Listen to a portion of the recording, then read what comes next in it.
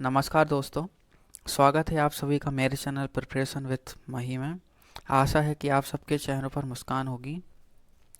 जैसा कि सिलेबस के अकॉर्डिंग हम पिछले 2 लेक्चर्स में गवर्नमेंट ऑफ इंडिया एक्ट 1919 और गवर्नमेंट ऑफ इंडिया एक्ट 1935 को कंप्लीट कर चुके हैं।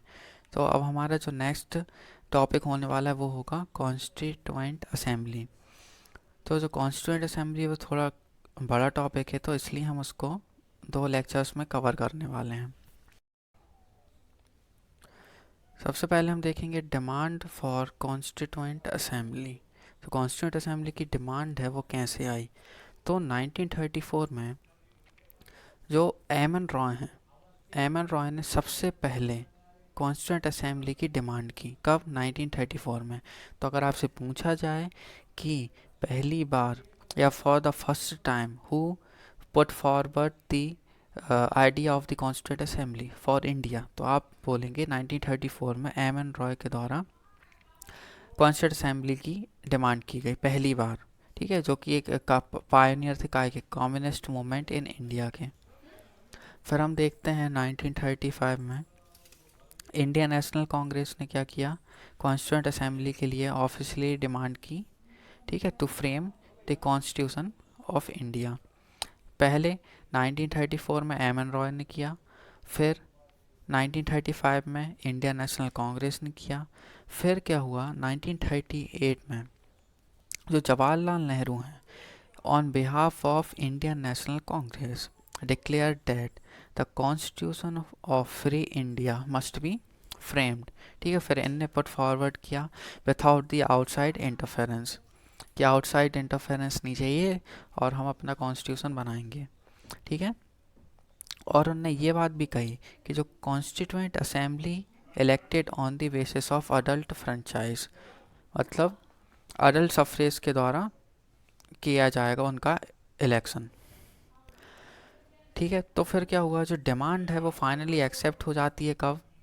ब्रिटिश गवर्नमेंट के द्वारा, जिसे हम कहते हैं अगस्त ऑफर, वो आया था 1940 में। इधर से सीधा सीधा क्वेश्चन आएगा, वो पूछेगा कि अगस्त ऑफर किस ईयर में आया था। तो आपको याद होना चाहिए कि 1940 में अगस्त ऑफर आया था। फिर 1942 में sir Stafford Cripps, a member of cabinet, came to India with a draft proposal of the British government on framing of an independent constitution to be adopted after the World War II। August offer आया 1940 में। फिर उसके बाद क्या हुआ, 1942 में Cripps mission भेजा गया, जिसके जो हेड थे वो थे सर स्टैफर्ड क्रिप्स। इसके 2 मेंबर और थे, यहाँ पे लिखा नहीं है, आप चाहे तो नोट कर सकते हैं, पैथिक लॉरेंस और एवी अलेक्जेंडर, जो स्टैफर्ड क्रिप्स के मेंबर थे। स्टैफर्ड क्रिप्स जो क्रिप्स मिशन आया था उसके मेंबर थे, जिसका हेड स्टैफर्ड क्रिप्स था। इसने क्या बोला, जो हम जो मतलब हम अपना फ्रेम करेंगे इंडिपेंडेंट कॉन्स्टिट्यूशन, वो अडॉप्ट करेंगे वर्ल्ड वॉर सेकेंड के बाद। ठीक है, इस टाइम पे क्या वर्ल्ड वॉर सेकेंड चल रहा था। फिर जो क्रिप्स मिशन है उसको रिजेक्ट कर दिया किसने, मुस्लिम लीग ने, क्योंकि वो क्या चाहते थे, वो चाहते थे इंडिया से अलग होना, वो अपना ऑटोनॉमस स्टेट बनाना चाहते थे। ठीक है, जिसके लिए 2 सेपरेट कॉन्स्टिट्यूएंट असेंबली बने, एक मुस्लिम्स के लिए और एक इंडियंस के लिए। फाइनली क्या हुआ, कैबिनेट मिशन आता है, जिसने जो 2 कॉन्स्टिट्यूएंट असेंबली का जो आइडिया है उसको रिजेक्ट कर दिया जाता है, और एक स्कीम लेके आते हैं जिसे कहते हैं constituent assembly which more or less satisfy to the Muslim League. तो ये थी हमारी डिमांड कि आखिर कैसे डिमांड हुआ, है ना, जो मेकिंग ऑफ कॉन्स्टिट्यूएंट असेंबली है। तो ये था अपना क्या डिमांड, कि किसने पहली डिमांड करी, फिर क्या हुआ, कौन सा ऑफ़र आया, जैसे अगस्त ऑफ़र, क्रिप्स मिशन, है ना। ठीक है, फिर कैबिनेट मिशन आया। तो अब हम देखते हैं जो कंपोजिशन है कॉन्स्टिट्यूएंट असेंबली की, हम उसको डिस्कस करने वाले कि आखिर कितने मेंबर्स थे, कितने ब्रिटिश गवर्नमेंट से थे या कैसा। चलिए हम उसको देखते हैं। हम जो कॉन्स्टिट्यूएंट असेंबली है वो कॉन्स्टिट्यूट कब हो गई, नवंबर 1946 में। सीधा सीधा क्वेश्चन आएगा कि constituent assembly was constituted in which year. ठीक है, और एक ये क्वेश्चन फिर दूसरा पूछा जाएगा कि under scheme formulated by the British government which scheme. तो आपको पता होना चाहिए कि कैबिनेट मिशन प्लान के अंदर कॉन्स्टिट्यूएंट असेंबली कॉन्स्टिट्यूट करने के लिए करी गई। अब जो कॉन्स्टिट्यूएंट असेंबली की जो अब हम देखते हैं इसके फीचर्स। ठीक है, वन बाय वन हम इसके फीचर्स को डिस्कस करते हैं। पहला कि जो टोटल स्ट्रेंथ रहेगी कॉन्स्टिट्यूएंट असेंबली की वो रहेगी 389। कितनी रहेगी? 389। ठीक है, अब 389 तो टोटल स्ट्रेंथ है। अब इसमें से देखो 296 जो सीट हैं वो अलोकेट होंगी ब्रिटिश इंडिया को, 93 सीट्स हैं वो रहेंगी प्रिंसली स्टेट्स को। आउट ऑफ 296 जो 296 हैं ब्रिटिश इंडिया के लिए अलॉट हुई हैं, उनमें से 292 जो मेंबर्स हैं to be drawn from the 11 governor province. जो 292 मेंबर्स हैं समझिए यहाँ पे वो रहेंगे 11 गवर्नर प्रोविंस से। ठीक है, अब बचे कितने? 4। ठीक है, तो 4 जो रहेंगे 4 चीफ कमिश्नर प्रोविंस से रहेंगे, हर प्रोविंस से एक रहेगा, तो होगा कितने? 296। ठीक है, अब समझ में आ गया। टोटल मान लो कितने, इधर पे देखिए 389। 389 में उसने क्या बोला? जो 93 हैं वो तो होगा किसके? प्रिंसली स्टेट के। फिर 296 हो गए किसके? ब्रिटिश इंडिया के। अब इसमें से क्या बोला उसने? 296 में से जो 292 रहेंगे वो रहेंगे किससे? गवर्नर प्रोविंस से। 11 जो गवर्नर प्रोविंस है। अब बचे कितने? 4। तो और जो 4 रहेंगे वो रहेंगे चीफ कमिश्नर प्रोविंस से, हर चीफ कमिश्नर प्रोविंस से एक। तो ये था कंपोजिशन। ठीक है, आपको क्लियर हो गया। ये फ्लो चार्ट भी मैंने बना दिया। 389 टोटल मेंबर, फिर इनमें से 93 प्रिंसली स्टेट के, 296 ब्रिटिश इंडिया के, जिसमें से 292 रहेंगे किससे? 11 गवर्नर प्रोविंस से, और बाकी 4 जो रहेंगे वो रहेंगे चीफ कमिश्नर प्रोविंस से। ठीक है, तो ये था कंपोजिशन। फिर क्या है? जो ईस्ट प्रोविंस रहेंगी और जो प्रिंसली स्टेट्स रहेंगे, ठीक है, उनकी जो सीट्स है वो अलोकेट किस रिस्पेक्टिव में किया जाएगा? Respected to the population. Population के अकॉर्डिंग जो सीट्स है उसको अलोकेट किया जाएगा। रफली अगर देखा जाए तो 1 seat was to be allotted for every million population. हर मिलियन पॉपुलेशन पे एक सीट को अलोकेट किया जाएगा अगर रफली देखा जाए तो। Next point, seat allocated to the British province were to be divided among the 3 commissioner principal communities। जो ब्रिटिश प्रोविंस में हम सीट अलोकेट करेंगे वो 3 कम्युनिटीज़ में डिवाइड होंगी। पहला मुस्लिम्स, फिर सिख, तीसरा जनरल। मतलब कि मुस्लिम और सिख को छोड़ के, इन प्रोपोर्शनल टू देयर पॉपुलेशन। ठीक है, तो सीट अलोकेशन भी देख लिया। होप आपको ये क्लियर हो रहा होगा। अगर आपको जो भी डाउट रहता है तो आप कमेंट सेक्शन में पूछ सकते हैं।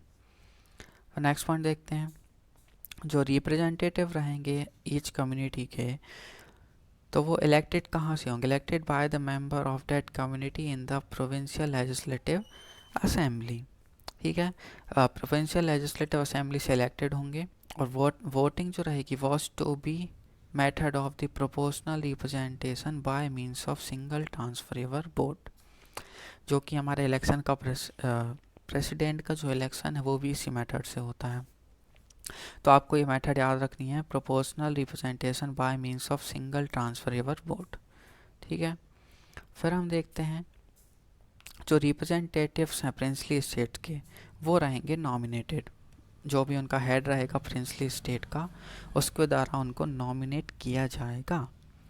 तो यहाँ से ये क्लियर होता है कि जो कॉन्स्टिट्यूएंट असेंबली है वो पार्शली इलेक्टेड है और पार्शली नॉमिनेटेड है। क्योंकि अभी हमने देखा कि ऊपर इलेक्टेड है और जो प्रिंसली स्टेट है वो नॉमिनेटेड है। तो अपन कह सकते हैं कि ये कह सकते हैं कि the constituent assembly was to be a partially elected and partially nominated body. और देखते हैं जो members were to be indirectly elected by the members of the provincial assembly who themselves were elected on the limited franchise। ठीक है, अब देखो, जो election होता है कॉन्स्टिट्यूंट असेंबली का 296 seats allotted to the British India province, कब होता है? जुलाई अगस्त 1946 में। जो इंडियन नेशनल कांग्रेस है वो 208 सीट्स लेके आती है और जो मुस्लिम लीग है वो 73 सीट्स लेके आती है। ठीक है, ये ज़्यादा इम्पोर्टेंट नहीं है, इसको ज़रूरत नहीं है इसको पढ़ने की। जो लक्ष्मीकांत है उसको भी ना सिलेक्टिव पढ़ने का काम है, सब कुछ नहीं पढ़ना है, जो जो काम का है सिर्फ उसी को देखना है। अब हम देखते हैं working of the constituent assembly. अब जो कॉन्स्टिट्यूएंट असेंबली उसकी वर्किंग देखते हैं कि कब क्या वर्क करना चालू किया। तो जो कॉन्स्टिट्यूएंट असेंबली की अगर पहली मीटिंग है वो हुई कब? 9 दिसंबर 1946। यहाँ से सीधा क्वेश्चन उठ के आने वाला है कि कि when was the first meeting of constituent assembly held. तो आप सीधा लिखेंगे, याद होना चाहिए कि 9 दिसंबर 1946 को इसकी पहली मीटिंग हुई। ठीक है, तो जो मुस्लिम लीग है वो तो वैसे ही बॉयकॉट कर रही थी मीटिंग को। ठीक है, और वो सेपरेट स्टेट की डिमांड कर रही थी जैसे अभी भी कर रही थी पहले से पाकिस्तान के लिए। तो जो मीटिंग है वो अटेंड की गई 211 मेंबर्स के द्वारा, जिसमें जो डॉक्टर सच्चिदानंद सिन्हा हैं जो ओल्डेस्ट मेंबर हैं उनको इलेक्ट किया गया as a temporary president of assembly. ठीक है, अब यहाँ से भी सीधा क्वेश्चन उठ के आने वाला है, वो आपसे पूछेगा कि हु वाज द फर्स्ट, भी पूछ सकता है या फिर टेम्प्ररी पूछेगा। अगर वो पूछता है कि who was the temporary president of assembly तो आपका आंसर होगा सच्चिदानंद सिन्हा। अगर वो पूछता है कि who was the oldest member who elected as the president of assembly तब भी आपका आंसर रहेगा सच्चिदानंद सिन्हा। लेकिन अगर आपसे पूछा जाए कि जो राजेंद्र प्रसाद है वो क्या हुआ?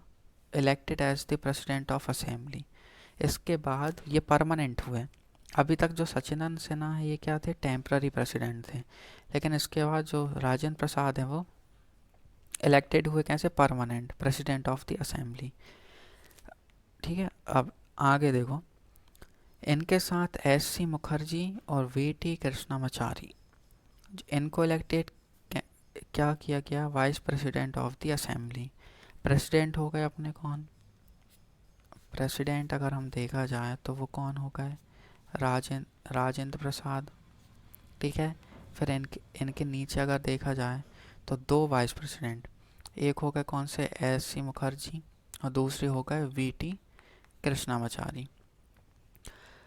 जो 2020 वाला जो प्री था एमपीपीएससी का उसमें पूछा गया था कि who was the first vice president of the assembly, तो आप उसका आंसर था एस.सी. मुखर्जी।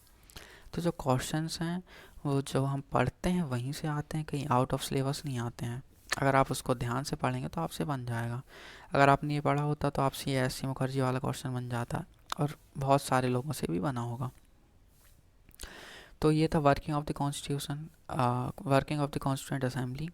इसके बाद हम ना अगले लेक्चर्स में ये ऑब्जेक्टिव रिजोल्यूशन और जो मेजर और माइनर कमिटीज़ हैं हम उनको डिस्कस करेंगे। होप आपको ये लेक्चर और ये वीडियो अच्छा लगा होगा। तो आज के लेक्चर में बस इतना ही, मिलते हैं अगले लेक्चर में। Thank you.